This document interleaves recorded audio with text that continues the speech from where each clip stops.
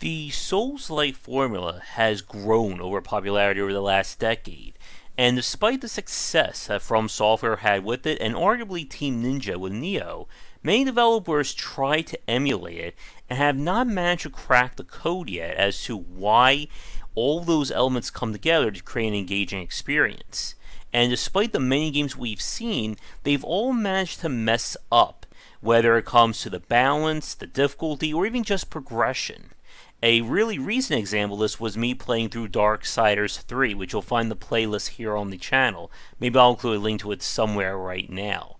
But understanding what makes the Souls formula work is a very interesting design discussion, as it represents kind of the quote-unquote pinnacle of action game design right now. It's become that target that a lot of developers have been trying to reach, whether it is in the 3D space or with 2D style titles such as Death's Gambit, Salt and Sanctuary. I'm sure there are a few others I'm forgetting. But when we talk about the Souls formula, there are a few key aspects that you need to understand that determines whether or not something is quote-unquote a Souls-like or not. So the first point has to do with a phrase that a lot of people use to describe any of the Soulsborne titles, and that is tough but fair. And there are a lot of ways to read into that phrase, because when most people talk about a Souls game, they will say that it is a hard game, it is a challenging game. That was what got a lot of people interested in Demon Souls way back, all those many years ago at this point.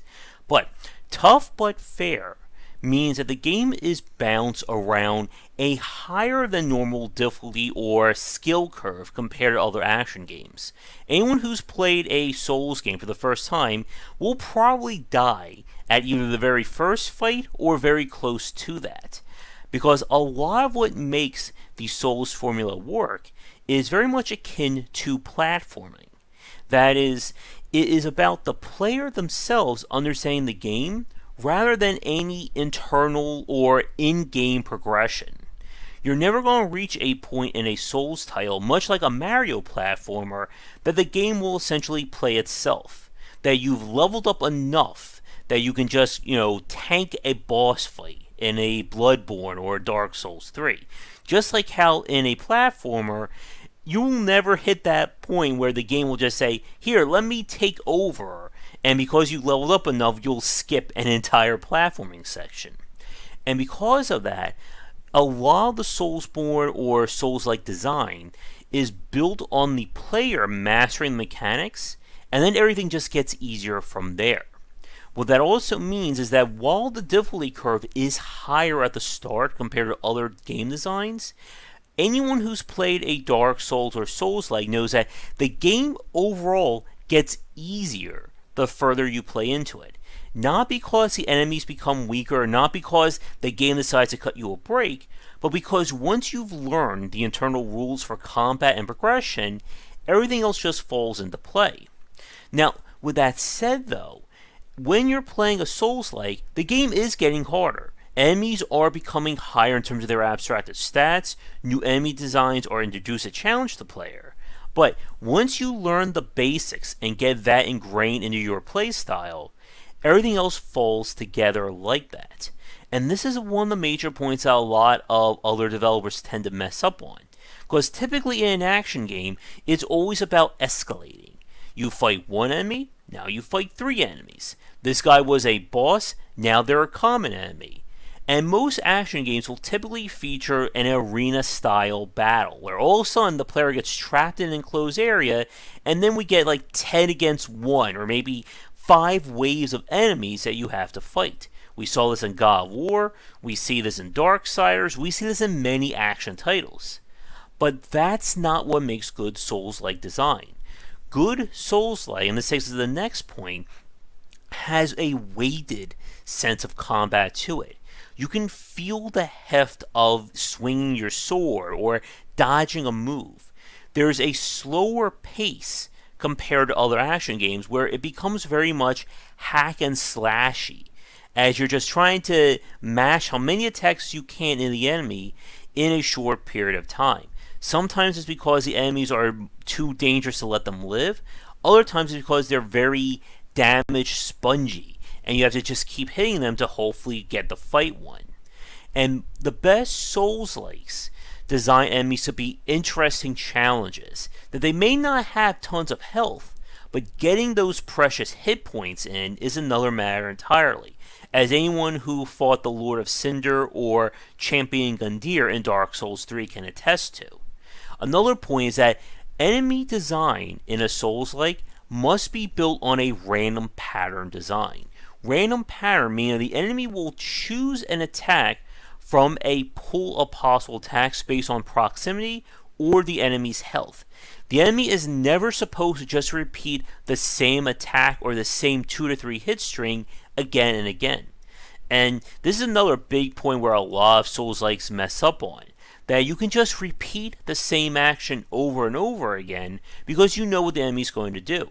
When we were playing Darksiders 3, I basically exploited the fact that you can do your hit the enemy up and slam them down combo, and it completely stops them from doing any other attacks.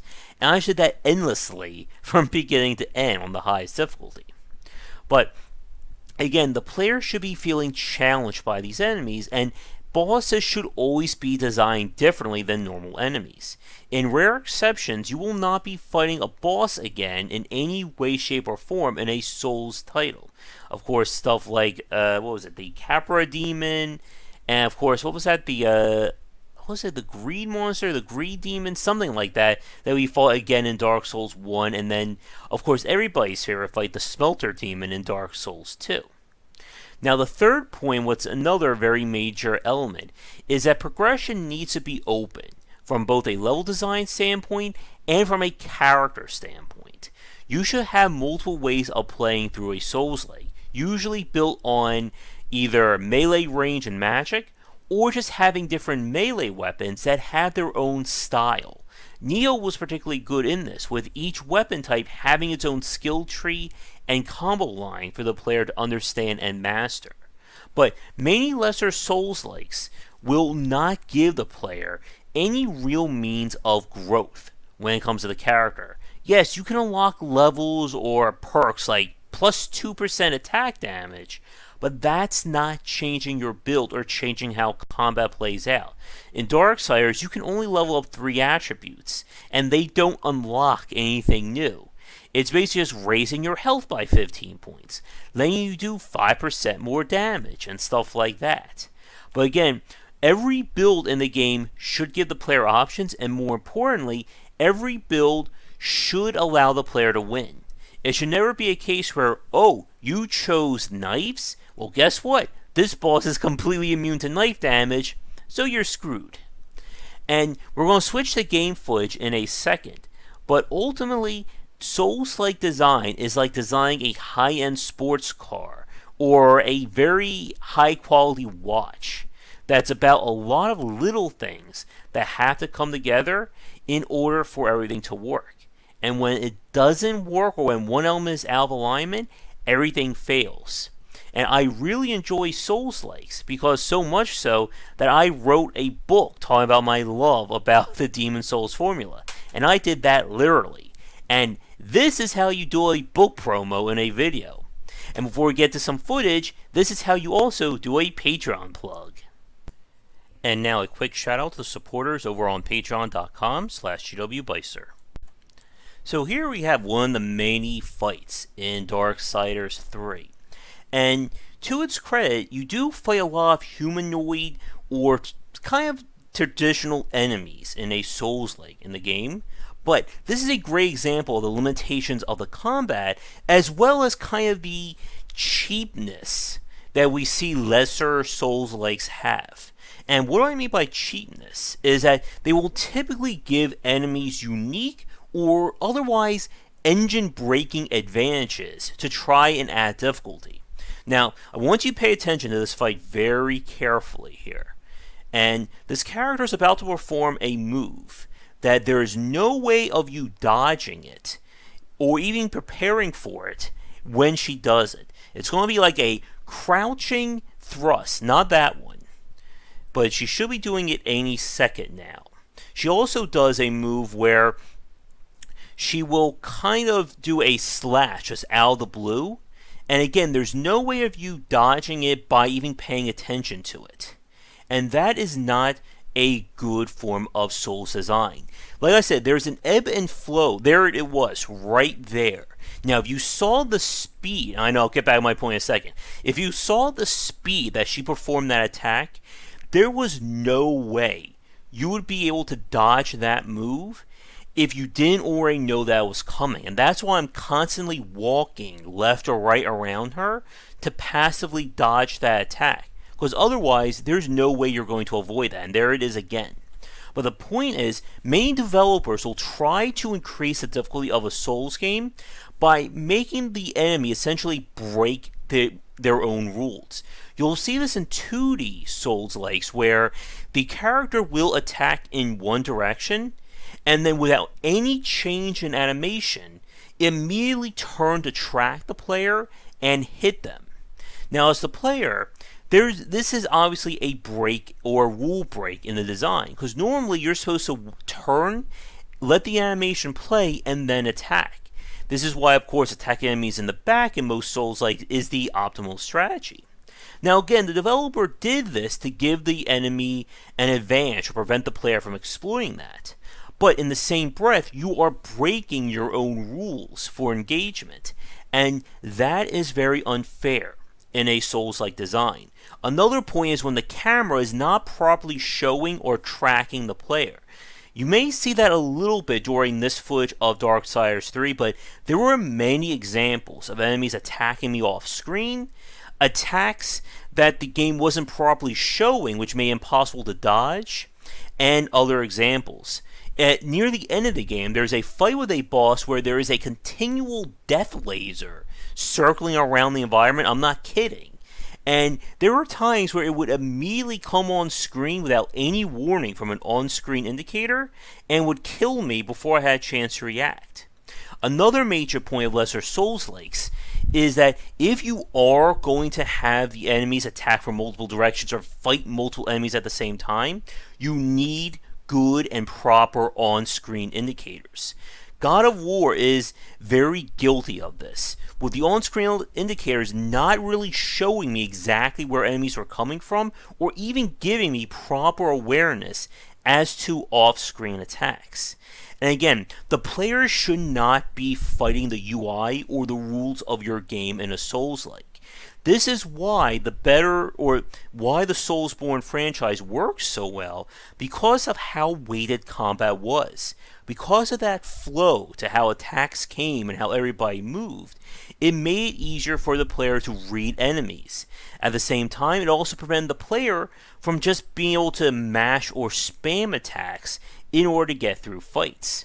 Now, over this fight, the only way I figured out how to beat this fight on the hardest difficulty was to exploit the AI because of how limited the attacks were. And as I've been talking, you've probably noticed that these two enemies were performing the same exact attacks again and again. And in a good Souls-like, that should not happen. A random pattern means that the enemy should have multiple attacks to pull from at each range and within each situation.